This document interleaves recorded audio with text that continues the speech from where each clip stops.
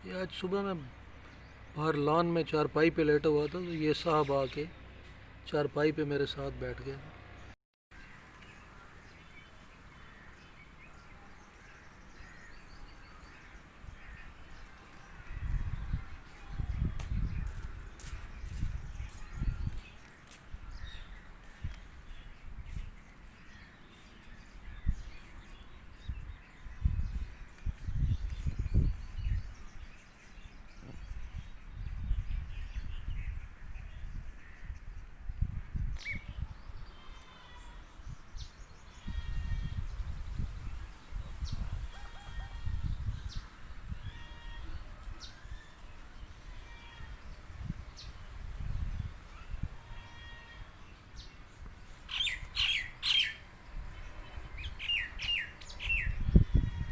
camera नज़दीक है तो ये से कोई और परिंदा समझ रहा है, सामने अपना अक्स